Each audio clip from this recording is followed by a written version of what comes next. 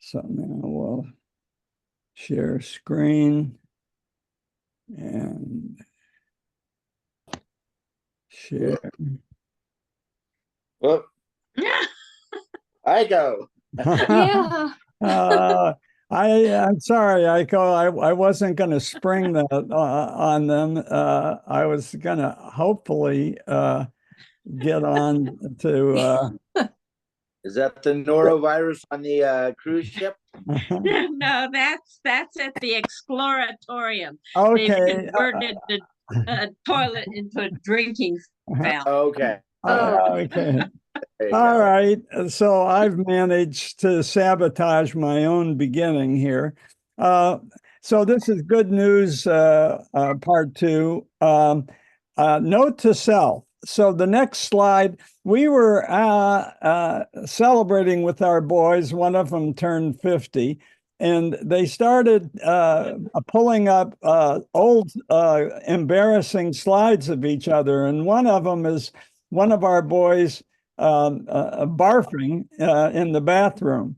And I had been going through our old slides, and I saw that, but I didn't take a look at this slide, and I thought, no, oh, I remember, this is a drinking fountain at the Exploratorium.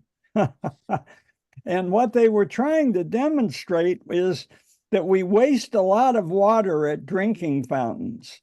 And I mean, in terms of, it gets recycled somehow, but if you could recycle that water into the flushing system, then you'd have to use less good water for the flushing system. Anyway, I couldn't resist throwing that in because it had an environmental lesson. Did I get that lesson across? Okay. I promised good news. So we talked last week about Ukraine, and I'm just going to expand on that a little bit with a couple more visuals, and then we'll get to China. So this smaller boat, drone boat can lure helicopters mobile, and so the Russians mobilize those helicopters, and then they're prime targets to be shot down. That's one of the reasons that they're doing so well. This is the latest high-powered sea drone that just was viewed publicly this week, the Stalker. And they're even thinking about using that in the Dnipro River, because you remember, they've got a bridgehead on the east side of the river down in Kherson. So this map, we talked about the attachments last week, and here they launch from the edge of the Ukrainian-held territory, just above this so-called land bridge, and they're able to pick off a lot of things in Crimea. So we talked a lot about that last week. The attack is dated older systems, as is the British Storm Shadows. But those two missiles have really taken down a lot of Russian facilities, including their Crimean headquarters, and they've had to abandon Sevastopol. So we've talked about that a few times, but it's such good news, I can't help but repeating it. Ukrainian ingenuity and imagination, which the Ukrainians attribute to their descendant from Cossacks. You'll remember that there's a line in the Ukrainian national anthem that glorifies Cossacks. There are some folks that today on the podcast will remember the less glorious days of Cossacks. We won't get into that. but on the map there's the city way up here. Well, what's that about? So Tony Blinken went to that city where the transshipment of agriculture goods was taking place, and now Ukraine is able to get their agriculture groups, because they're a breadbasket of the world. They're able to get their produce out right now on a straight shot to the Bosphorus. Before, they had to hug the shore, and Blinken said that Ukraine has made an incredible adaptation. And you notice that the U.S. Agency for International Development, we're not supplying everything to Ukraine, but we are giving them access and administrative support and from the Agency of International Development. So the Black Sea corridor is alive and well now, and that's the good news.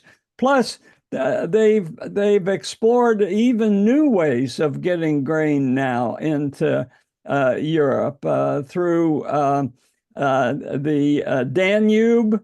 Romanian ports are being used more, and you remember Romania is a member of NATO, and if Russia strikes them, that's Article 5, and there'd be a steep price. So there's that. The other bit of good news is the G7. You remember the G7 used to be the G8. So who's missing? Russia's missing. They got thrown out. And you go around the table, and I could recognize most people. This is Olaf Scholz. This is Trudeau, Macron. This is the hostess, Meloni, who, hard to believe, has inherited Mussolini's old party, but she's the current leader of Italy, so she's the host. I'm blocking. Oh, that's Biden. This is Fushido from Japan. This is Sunak from Britain. So these two, they're the bookends, and I wanted to expand on that because they're the EU. When we traveled in Europe with Ramsey, he took us to EU headquarters, and he's a believer that the EU is one of the great innovations of the last century. And of course, peace in Europe is so important because these folks 100 years ago led us into 2 world wars, not 1, but 2. So who's this guy? He is the European Council president, Charles Michel. So you're getting the lesson that Ramsey gave me 4 years ago. Charles Michel, he's a Belgian politician from the French Walloon part of Belgium, and he was the youngest serving prime minister at the age of 39. At the other end is this fascinating woman, Ursula von der Leyen. I'm going to spend a little bit of time talking about her eventually. She's the president of the European Commission, and that's where all the action takes place. Michelle is kind of in charge of domestic, but she is in charge of foreign policy, and that's why she has a seat at the table at the G7. She's been in that power position since 2019, and she's due for re-election. What is her background? Well, first of all, this is a picture of her in Bucha right away. So as foreign policy, she headed straight to Ukraine when it was under attack, and she's gone back many times. Um, she's from the CDU, the German center-right party. But get this, she's a doctor specializing in women's health. Now, she was a doctor practicing, and then she herself had twins, and she became a housewife in, wait for it, Stanford, where her husband, physician husband, got a job on the faculty at Stanford in experimental cardiology. Before she moved to the EU, she rose in German politics and became the defense minister. So she's a hard-nosed woman who knows about war. But right now, she's more involved in diplomacy and getting the 27 countries to agree. Here she is with Giorgia Meloni, who inherited the party from Mussolini. And van der Leyen is up for re-election, and a lot of whether she was going to be re-elected depended on the recent EU elections. And as you know, in France, the right wing gained a lot of power.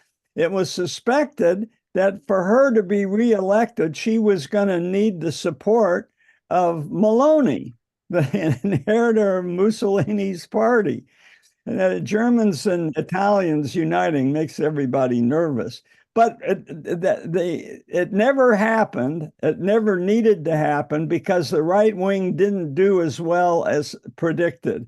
They did better than predicted in France, but not so in the rest of Europe.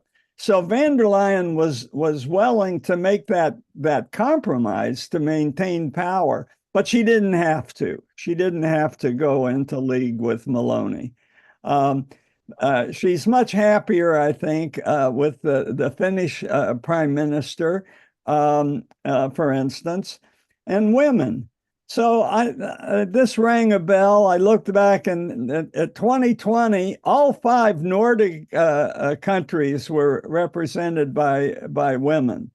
I thought some of you might appreciate that, so I pulled that slide up, even though it's a little bit off topic.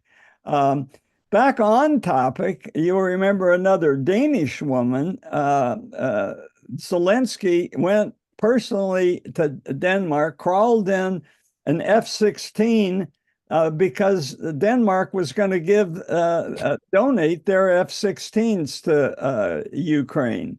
Mette Frederiksen. So women supporting Ukraine.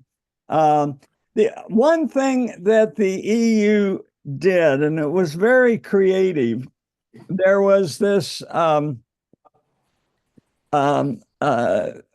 frozen assets, Russian foreign assets that are invested in European countries. And immediately when Putin was the aggressor, all those foreign assets were frozen. And so Russians couldn't get to them. And they're going to remain frozen until the war ends. But what about the interest that those, I think it's been maybe 300 billion. How much interest has accumulated in the couple of years since the assets have been frozen? And 50 billion, which is a lot. So they decided to give that interest to Ukraine, and they constructed it in such a way that it was a loan, which makes it Trump-proof. Trump has been talking, and his hedge now is, well, it's okay for us to loan money. So a lot of what was on the G7 mind is to make the support of Ukraine Trump-proof. So the other thing they did is look at secondary sanctions. So we've had primary sanctions. There's been a lot of reporting on how Russia is getting around with certain foreign banks and dealing with evasion networks, particularly in a place like Kyrgyzstan, which saw a 24-fold increase of import and export of ball bearings. Kyrgyzstan is basically taking and washing Chinese ball bearings and giving it to Russia. That way, China can support Russia and avoid American sanctions. Well, the G7 said the jig's up. You can't do that anymore. And so they're targeting shell company. They're targeting banks that are still doing business with Russia. The other thing that of course, is universal support is this kidnapping of Ukrainian children, so-called re-education of them, and that's not happening anymore. And they're calling out Russian elites that have been involved in doing that. On the sidelines, just to underline the recent unfreezing of American support of Ukraine out of the House of Representatives, Biden and Zelensky signed a new bilateral security agreement on the sidelines. So Ursula goes everywhere. And so when Macron says, I'm going to China, Ursula, nervous about Macron, who sometimes is a loose cannon, and he actually was on this trip when he said Taiwan wasn't that important. But Ursula is there to say, yeah, actually it is. So she's been kind of a watchdog and gadfly of an important one. All right, so I'll take my breath here and see if anybody has anything to add about the Ukrainian good news. I'm going to turn it off. Hearing none, on I go. So down under, this is the leader of Australia. He's a good guy, Albanese. He's Labor. And he came out with a very uncontroversial statement. My government is pro-panda. And China and Australia, their relationship has been frozen for 7 years. I'll go back and cover that in just a second. This guy is Li Qigang. Help me if I'm pronouncing it wrong. I think it's Qigang. And he is the Chinese premier. What does that mean? I'll talk about that in just a second. But he is the second most powerful person in China. And he's here in Australia as we speak to make up with Australia. And this is important for him because he wants to show that it doesn't matter if you're America's friend, we still want to be friends with you. The first stop that Lee made was the Adelaide Zoo. My college roommate, who's a history professor at the University of Adelaide, no doubt has been to see the pandas. And so there was this interesting line in the essay, some from wolf warrior to panda pusher. That's got a certain amount of alliteration associated with it. But what was the wolf warrior? I just remind you, the wolf warrior was a very aggressive phase that China was in, and it was right. They were riding high, the wolf warriors, for the couple of years until Xi and Biden met in Woodside. We talked about Woodside. But China's backing away from wolf warrior diplomacy because it's failed. It's alienated China in public opinion polls from India to Australia to Germany. 22 out of 24 countries said the wolf warrior phase really turned people off. So she is having to cut back on that, back to pandas. You may remember, this is a slide I showed in the past. It was actually their nickname for their new kind of diplomacy.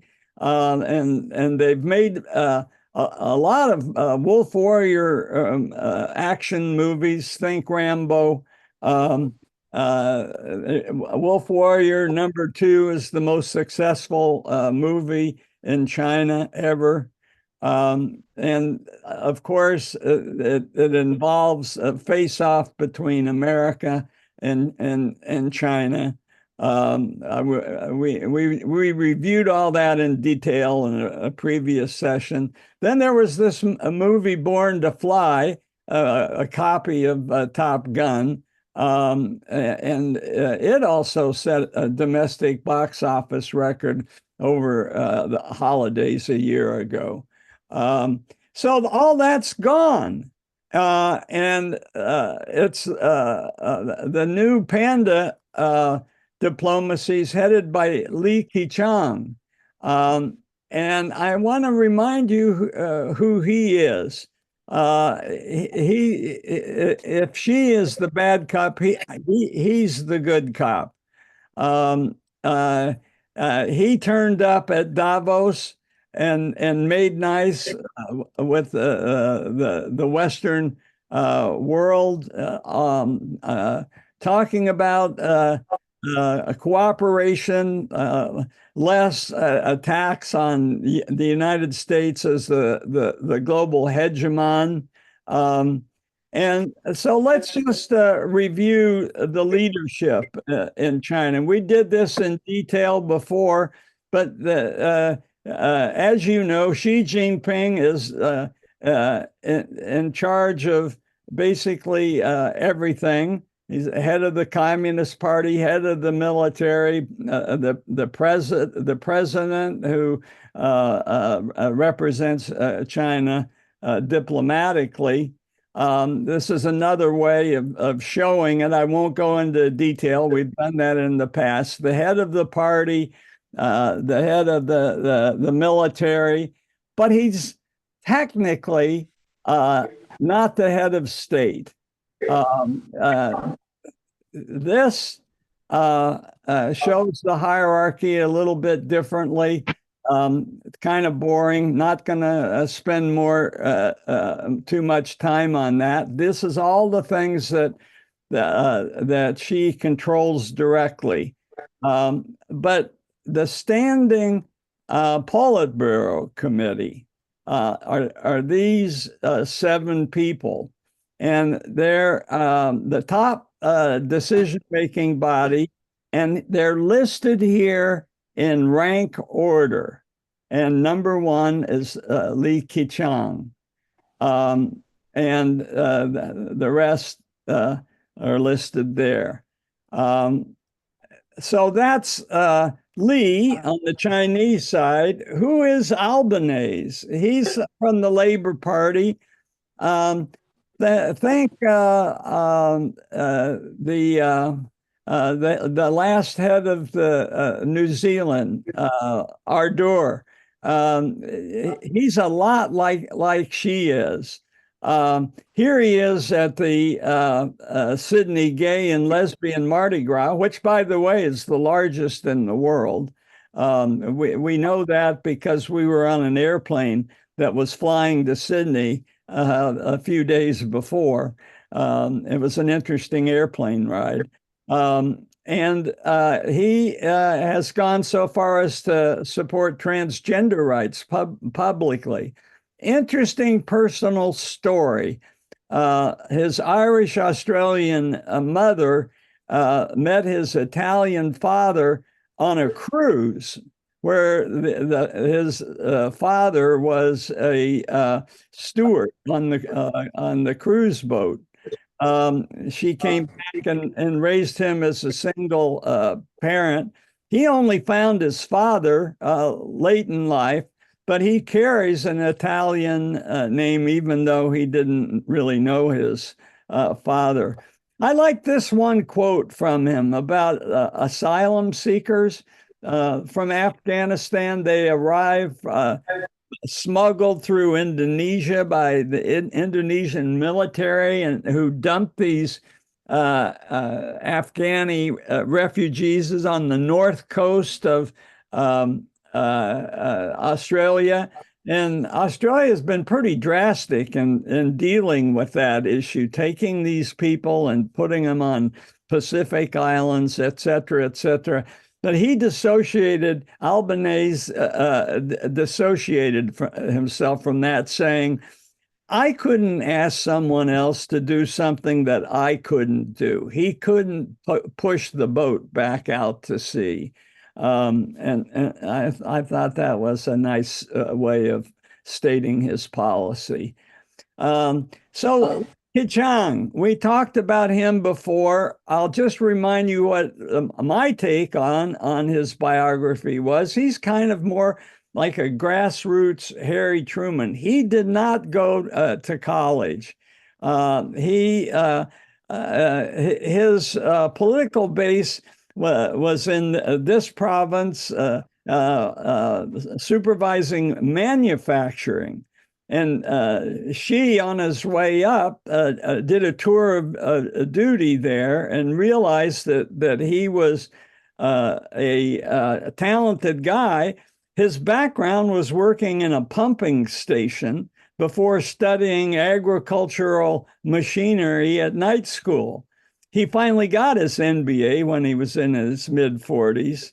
And I thought this was endearing. He has scolded scholars for failing to criticize his work boldly enough. And he's been described as a man closer in philosophy to Deng than to Mao. He finally wound up in Shanghai, in charge of Shanghai, which is perhaps politically the second most powerful office in China. And he made a good impression on the business world. And so apparently he has had an effect on Xi and has turned him away from being a wolf warrior.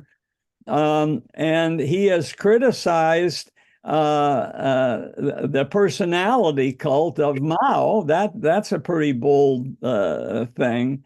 Anyway, he's able to say no to Xi because they go back to 2002. And so, by the way, when he was in Shanghai, he helped Tesla set up a factory in Shanghai. So this just isn't some colorless bureaucrat. He even supported the import of COVID vaccines. He advocated for loosening zero COVID. He even advocated an independent think tank like RAND, which has come into existence, and he's the honorary director. He said, we must act like the child in the Emperor's New Clothes. So he's he is not afraid to call out Xi when he thinks it's needed. To make him even more interesting, he is a maverick and has praised Jack Ma, who was in Xi's sight as a entrepreneur, scheming entrepreneur. So he most recently has been reaching out to Japan and South Korea. They hadn't met in 5 years. They used to meet annually. So here they are meet for the first time in 5 years last month. Here he is with Janet Yellen, and they talked about the conversations she had with Biden at Woodside in our very own Bay Area. And one of the concerns is industrial overcapacity. And I'm going to spend some time talking about that in a couple of minutes. Industrial overcapacity and dumping, because it's a real issue. So China and Australia, back to their bilateral relationship, they have been mad at each other for 7 years. Why? Because there have been a ton of Chinese students on campuses, and the Chinese Secret Service has been trying to get those students in Australian universities not only to resist political influence from the West, but to try to influence Australian university students on the positive effects of the Chinese system. And this was done by way of the Confucius Institutes. To make what really sent the relationship into dive mode was when Australia called for an international investigation into the origins of COVID-19. This is something that is anathema to China. They don't want that investigated for obvious reasons. And so how did China respond? They restricted Australian exports to China. We'll fix Australia. We're their number one destination of Australian imports. Interesting enough, they never restricted iron ore export because China really needs iron ore. But so you can see there is this huge deep dive. I think this was more right around COVID. And it's starting to rebound now, which is one reason Lee can come, is this change of heart. And so what are the products in Australia that have been boycotted? Barley, coal, cotton, copper, and timber. Australia weathered all those sanctions. They never flinched. They said, fine, we'll figure something else out. And they've suffered little pain. They have enough resilience to turn their back on their number one destination of exports. And what China noted is that not only did they fail to separate Australia from America, but during this period, the Chinese noted that Australia became even closer to America militarily. And we've talked about that before. The Quad, which includes India, which has border disputes with China, and as does Japan. So the Quad, Australia's eager member. By the way, the Australians and Indians have something in common. They are both in the Commonwealth, and they both love cricket. When we visited my buddy in Adelaide, we go through the nearest park, and there's a statue to the Babe Ruth of cricket, who happened to have come from Adelaide. So there's that. And then the other thing is AUKUS, which stands for Australia, UK, United States, and now New Zealand is interested. So I don't know what the acronym would be, but it really evolves around the development of a nuclear submarine. Australia had a contract with the French to help build a nuclear submarine, but Australia, with this new AUKUS summit, canceled that. And now America and UK are involved in supplying that submarine to Australia. So the Chinese realized that their playing hardball did not work and even backfired. So in addition, Albanese is our diplomat in the area. It has a more intense relationship with the Philippines even than we do. And so this is how it began at the Adelaide Zoo at the panda enclosure.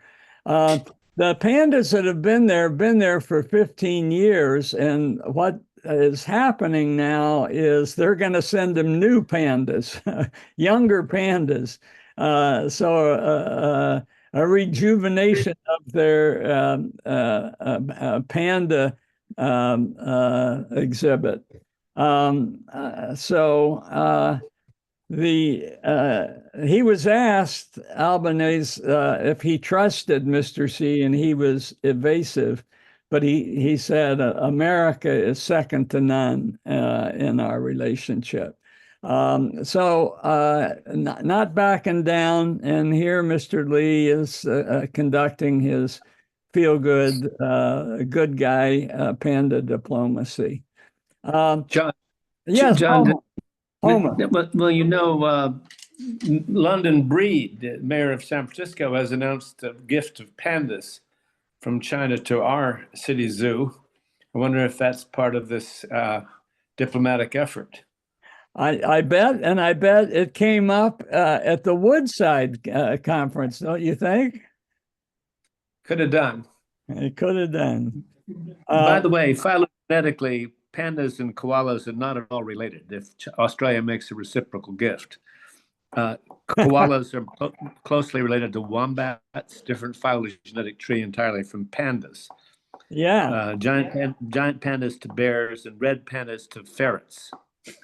Just thought you'd want to know. And I'm sure everybody is eager to find out why koala bears are faced with a population drop. Oh, yeah. Loss of habitat.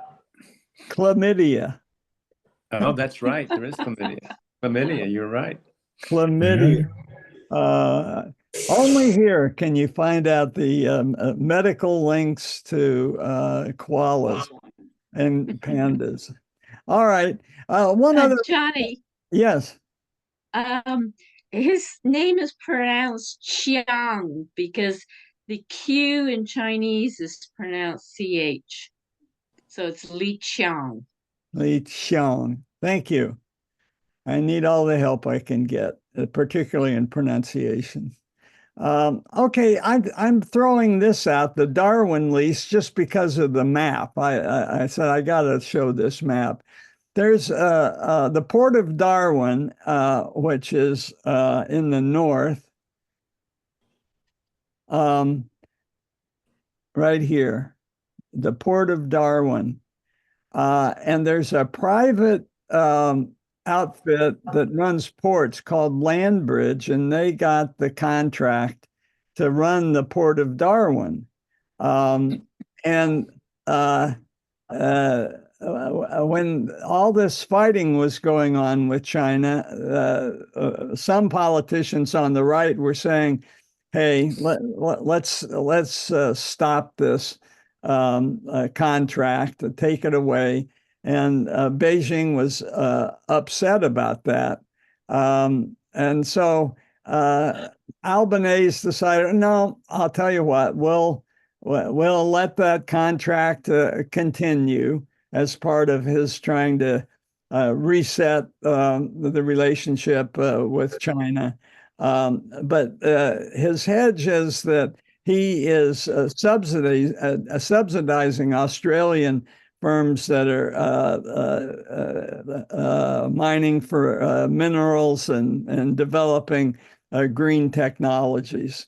China is currently interested in joining the TPP, and you'll remember that Trump left the TPP almost as soon as he got in office. Why?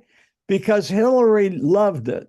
Hillary called it the gold standard of trade agreements because a lot of the infrastructure backed free trade, and a lot of it, China, if they ever wanted to get in, would have to agree to. There's all kinds of goodies for labor in there. Anyway, the golden standard. Trump got right out of it. And of course, it was designed to isolate China. So when we got out, the other members of the TPP said, what the heck, let's just keep going. So you see all these flags around here. It's still going. And now China's saying, hey, we'd like to join. But Australia is not going to let that happen. Even though China has lifted the remaining restrictions, Australian wine. We learned a lot about Australian wine because of the Barossa Valley is quite near Adelaide, where we visited my college roommate a couple of times. I don't know any of you xenophiles know anything about the Barossa Valley. Anyway, it's the wine is flowing again. The export of beef was another thing, and lobsters. Here, one wag said the lobster trade may soon crawl behind. So the Chinese tariffs on Australian wine reduced market demand in China, no surprise. But here are all the things that are coming back. Coal, wine, as we talked about, liquefied nitrogen gas. As you see, iron ore was never influenced. Here's the live lobsters, the barley. And so that's what goes on between the trade that goes on between China and Australia. But there have been incidents. We know that during the Wolf Warrior phase, there were a lot more of these things that happened. The other wild card is the growing political power of Chinese immigrants. You know, when we were in college that long ago, we remember that Australia wouldn't allow the immigration of any Orientals, as they were called back then. but now they're 5% of the population, and they were probably the group that helped elect Albanese. And this just shows public opinion against China in the last 7 years. It used to be pretty favorable economic partner. Now, not so much so. It used to be that it was unlikely to be a military threat, and or at least close. Now, much more likely to be a military threat. So, as Albanese says, cooperate where we can, disagree where we must. I put in quietly because he's vowed to make his concern felt behind closed doors. So that's what's going on now with Premier Lee. She has still got his preoccupation with the rings that the rings, aggressive American rings around China. And of course, the first island chain includes Your coffee clutch. Taiwan. I thought you'd gone a long time ago. Somebody is not muted. Okay. Somebody's not muted. So China is still focused on territorial disputes. The Spratly Islands with the Japanese, the Philippines, it's in Vietnam and the South China Sea, and India has this weird China-India border dispute. I don't know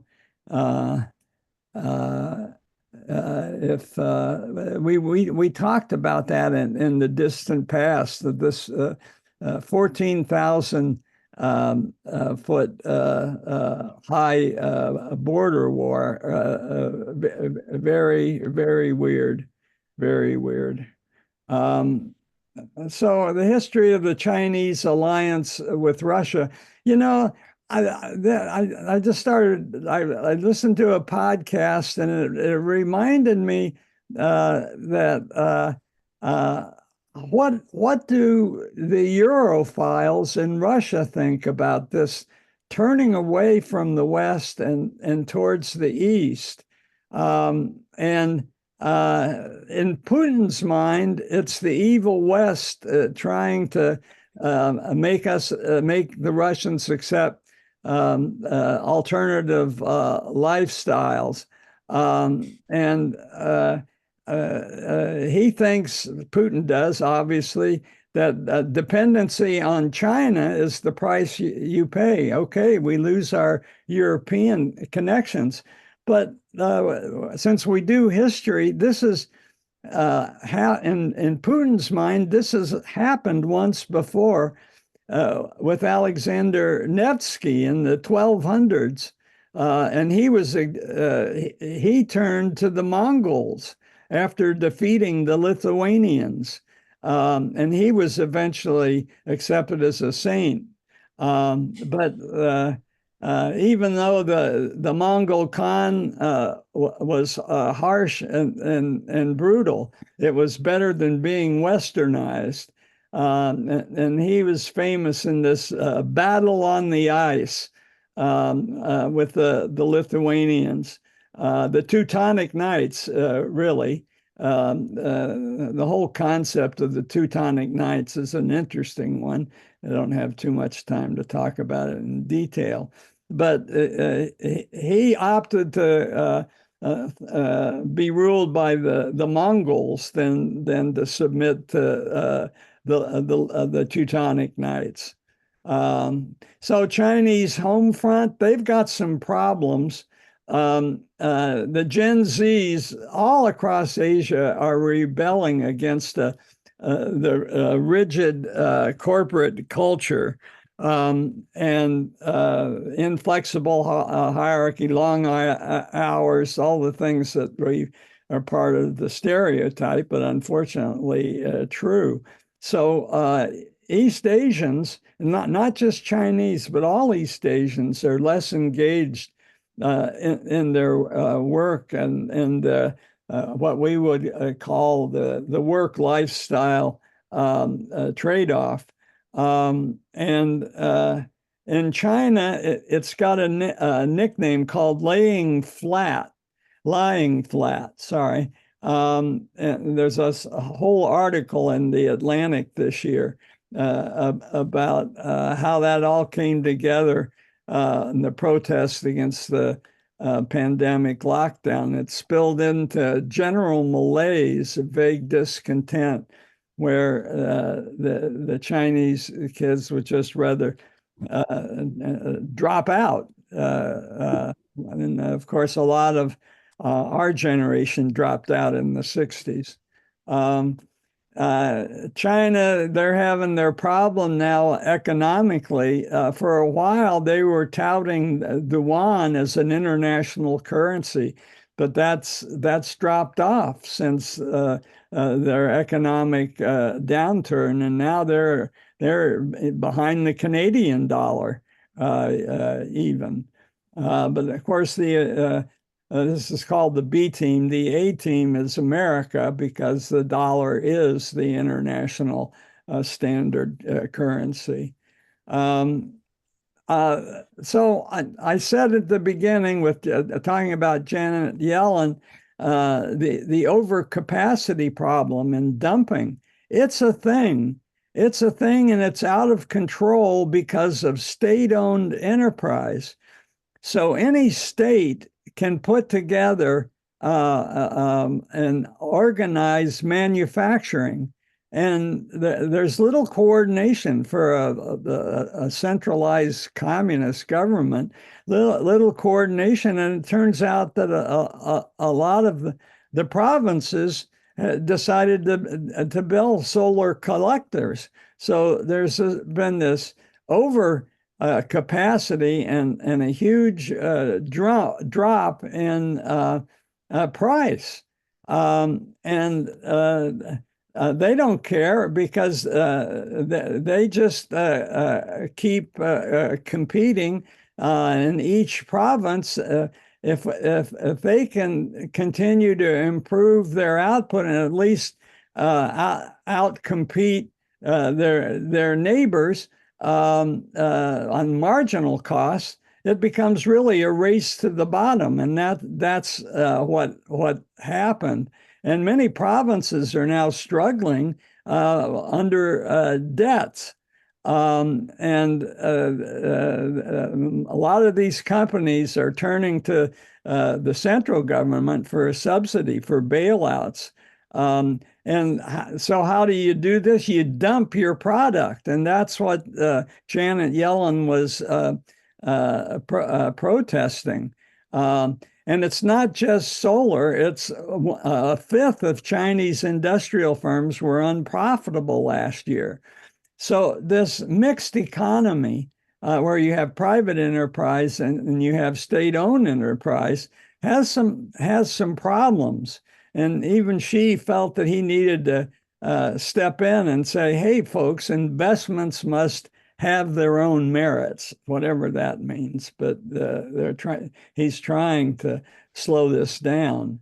And Ursula von der Leyen, going back to our beginning, she has identified the overproduction, particularly in the solar industry. And you can see the solar output in China, which is the red bar, how it's been going up, and the rest of the world is minuscule. India, it looks like, if you concentrate on pink, is able to respond.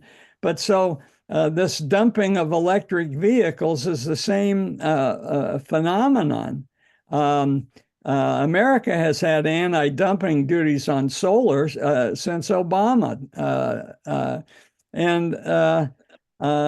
so that's a problem. And it's interesting that solar panels, I mean, they're so necessary. And I suppose if they could expand the demand to the world, that would be a good thing. But so far, that's bringing global demand up to Chinese supply hasn't happened.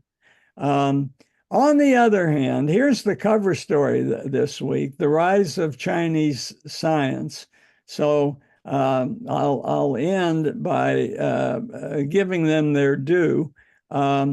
Looking at high quality science papers, that is, science papers that are good enough to be quoted by somebody else, you see that China over the last 20 years has really gone up, up, and the United States has gone down.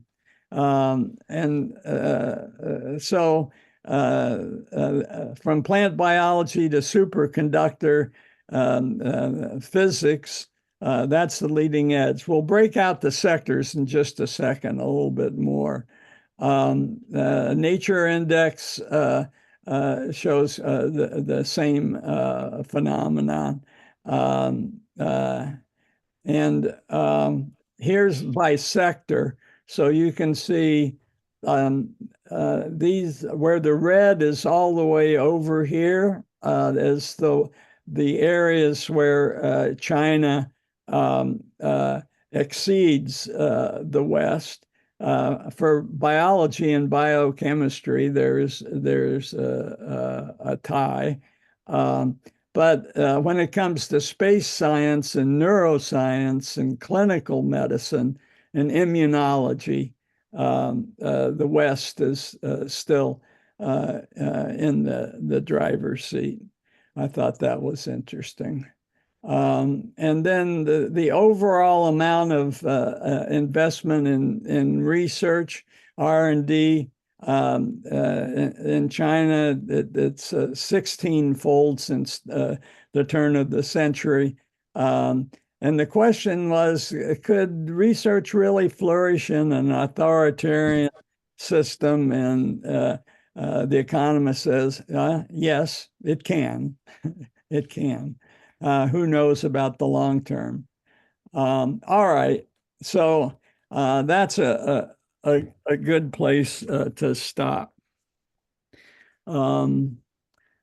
So I will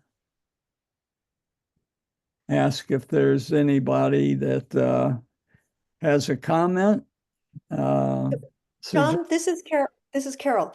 I have a question about the solar panels, because I thought that several years ago, that the US had stopped making solar panels because the Chinese solar panels were so inexpensive, and that they now dominated the solar panel market. Is that part of what you were talking about?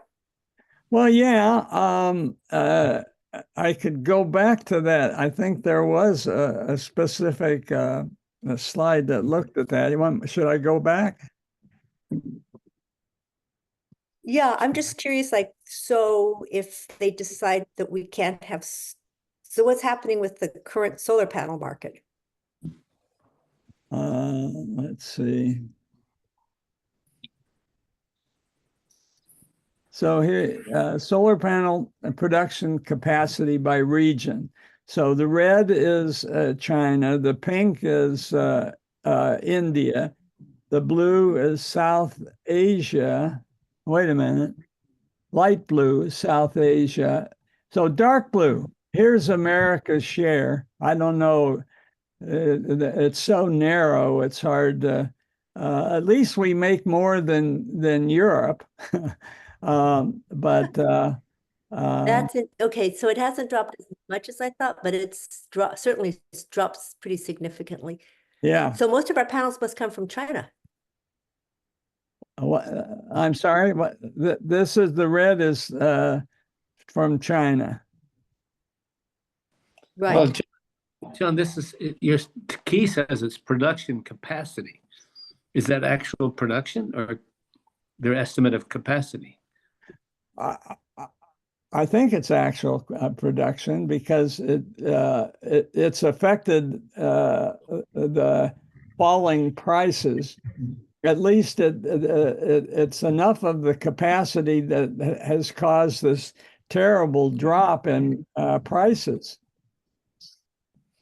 I mean, terrible from the profit point of view, great for the world. Yeah, I was John, right now, solar and wind are cheaper than coal and gas, so they're being replaced. And I drove cross country last month. We saw huge, vast, hundreds of acres of solar and wind farms. It was in South Dakota, Minnesota. It was very impressive, and it's hopeful in a way that we get off of fuel, carbon-based fuels. Yeah. Yeah. If we And can, it's good to know that Texas, the red state, is a leader in Yes. in wind power. Very quietly, they are absolute leaders. Yeah. Well, and there's all kinds of lies told. I don't know if you remember, there was that cold snap down there, and some of them didn't do so well, but they didn't install the cold temperature wind turbines.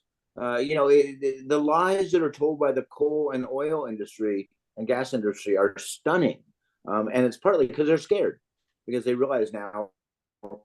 Somebody told me, like, is it coal-fired power plants, or 158 in the United States alone have been closed in the last 3 years. And I read yesterday that Trump, in his current campaign, unlike in 2016 when he was going to turn the country back to coal, has not uttered the word coal once. Right. Yeah. Well, he's an opportunist. But he might not remember the word coal. John and Ioko, did you go to this Fridays, Saturdays movie for the Grab? No, we Right. didn't. We Oh, but missed no. Michael it. Stein did. I don't know if Michael is still with us and just has his name up. But Yeah, but Was it good? basically, I wanted to see it. Was it? I think you can stream the Grab, so I was going to try. yeah, you with can. Netflix, It's going to apparently. be, and it's in. I think it's in the going to be in the theaters, but it is worth seeing. And basically, what it's saying is, Russia just has to wait a few years. That they've got so much with global warming that they're going to have plenty of acreage in order to, and they're raising cows now and bringing in cowboys in order, American cowboys, to train Russian cowboys and how to do stock.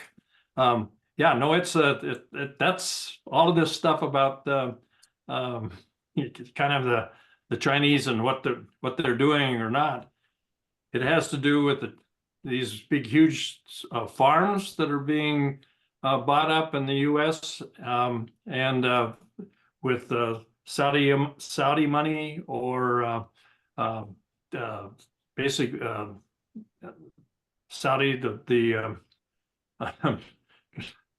$2. yeah. At any rate, how much of the land is actually being taken over for major farms in order to get enough food in the world, and so it's going to Michael be. Stein told us last night about the movie, and he said that the Saudis have bought a lot of land in Arizona and have pumped the aquifer to grow crops, which they then export to Saudi Arabia.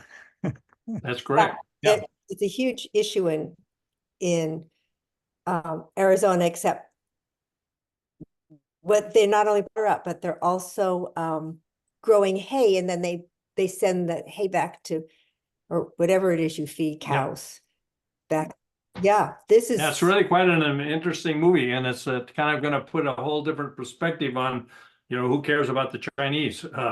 It's Yeah. so So, we're eventually going to get back to California, I promise. But I'm reading ahead and looking at the De Anza, and there was an illustration of the De Anza expedition, and they're crossing the Colorado at Yuma.